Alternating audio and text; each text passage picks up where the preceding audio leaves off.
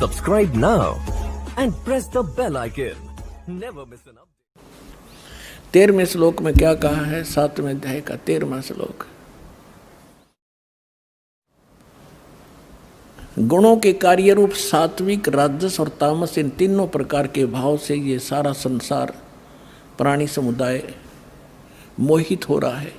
इन तीनों गुणों से परे, रजगुण ब्रह्मा, सतगुण विष्णु, तमगुण शिव जी से परे मुझ अविनाशी को नहीं जानता। अब ये कहते हैं कि सभी इन ब्रह्मा विष्णु महेश तक की भक्ति में जकड़े पड़े हैं, इनसे ऊपर मैं हूँ ब्रह्म, ये मुझे भी ना जानते। देखिए 7वें अध्याय का 14वां श्लोक है। क्योंकि यह अलौकिक अर्थात अति अद्भुत त्रिगुणमयी मेरी माया, रजगुण ब्रह्मा, सतगुण विष्णु, तमगुण शिव जी, बड़ी दुस्तर है, खतरनाक है। और जो पुरुष मुझको निरंतर भजते हैं, यानी ब्रह्म की साधना करते हैं ओम नाम का, वे इस माया का उल्लंघन कर जाते हैं। वो ब्रह्मा विष्णु महेश को ओवरलैप कर जाते हैं, जंप कर जाते हैं, इनसे अधिक राहत मिलती है उससे।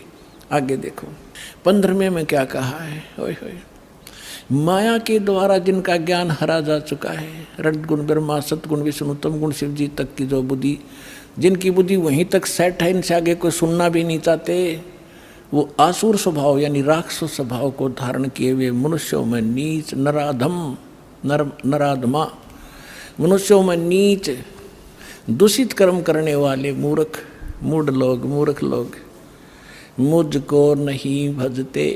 अब दास आपको सुनाएगा थोड़ा सा मौखिक था। अब इसमें ये क्यों कहा है कि तीनों गुणों के पुजारियों को राक्षस कहा और मेरी भक्ति यानी ब्रह्म साधना भी नहीं करते, ये ब्रह्मा विष्णु महेश तक सीमित है, अन्य देवी देवताओं तक सीमित है, इनको राक्षस स्वभाव को धारण किए मनुष्यों में नीच दूषित कर्म करने वाला क्यों कहा? रजगुण ब्रह्मा जी की साधना की थी, भक्ति की थी, हिरण्यकशिपु ने अंडरस्टूड है, राक्षस कहलाया, अपने बेटे का दुश्मन बन गया और कुत्ते वाली मौत मारा गया। तमगुण शिव की भक्ति की थी रावण ने, और आपको पता उसकी कैसी गति हुई, राक्षस कहलाया। और एक भस्मागिरी नाम का शिव का पुजारी था, और उसने भगवान शिव के कैलाश पर्वत पे उनके गेट के सामने 12 वर्ष तक भक्ति करी, ऊपर ने पैर नीचे ने सिर, सिरासन पर। एक दिन पार्वती ने प्रार्थना की, आप तो महादेव हैं, समर्थ हैं, आपका पुजारी क्या मांगता है, दे दे इस बालक को।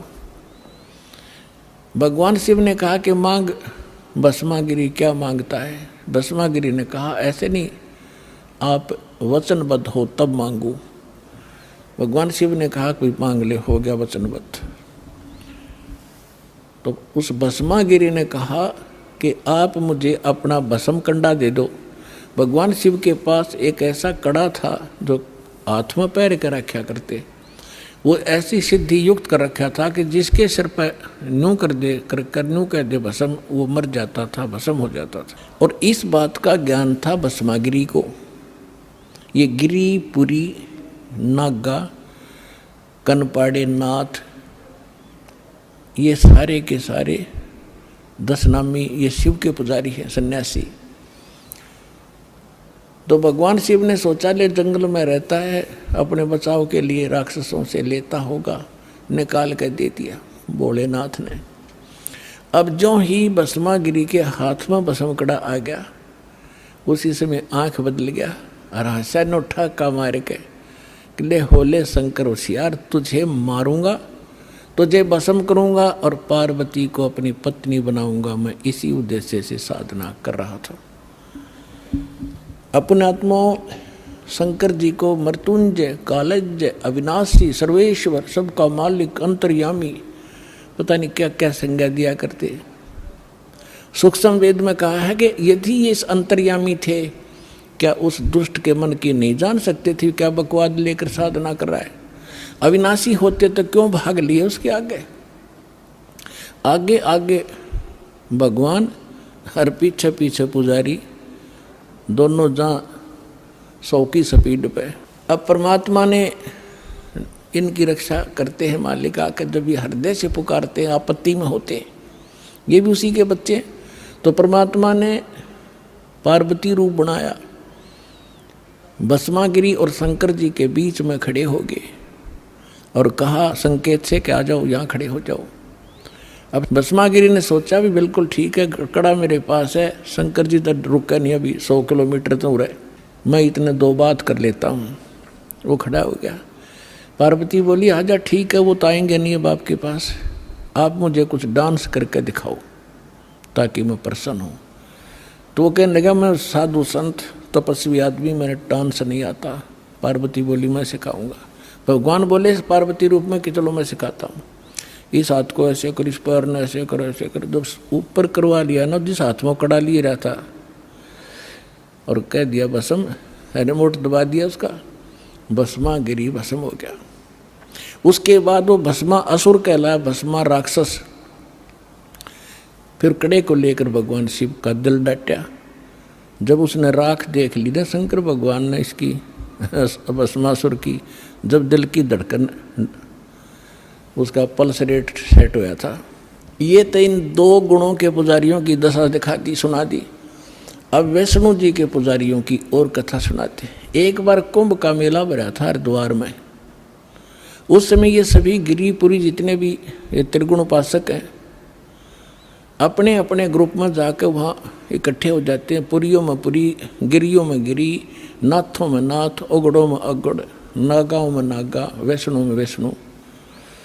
और जो नहाने का ये समय निर्धारित करते हैं, हर की पैड़ी के ऊपर वो पर भी लगी थी। इनका अपना बनाया बस है ये मनगढ़ंत कहानियाँ। फिर भी उस अनुसार वो उस नहाने के लिए सबसे पहले नागा पहुँच गए हर की पैड़ी के ऊपर। पीछे तागे वैष्णो, जो विष्णु जी के उपासक सतोगुण के। अब उन्होंने कहा कि नागाओं तुम बाद में स्नान करना, हम सर्वश्रेष्ठ हैं, हम भगवान विष्णु के उपासक हैं और हम पहले स्नान करेंगे, हम प्रथम स्नान करेंगे।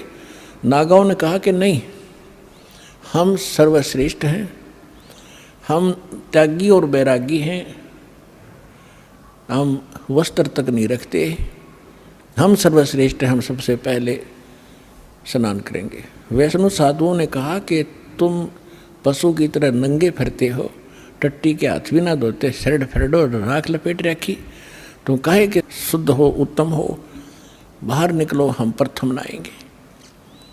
अब इतनी अकल थी इन लोगों में। गंगा का पानी मैला हुआ था, 2 मिनट पाछे नहा लेते, वो नहा लें जबकि बिजली गिरी थी वह, पर भी खत्म हुआ थी 2 मिनट में।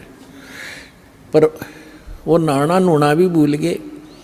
भगवान की हर की पैड़ी में भी प्यार नहीं, भगवान का भी डर रहा नहीं, आपस में लड़न लग गए, कत्लेआम कर दिया। 25,000 वह त्रिगुणोपासक वह कट कर मर गए, कत्लेआम कर दिया।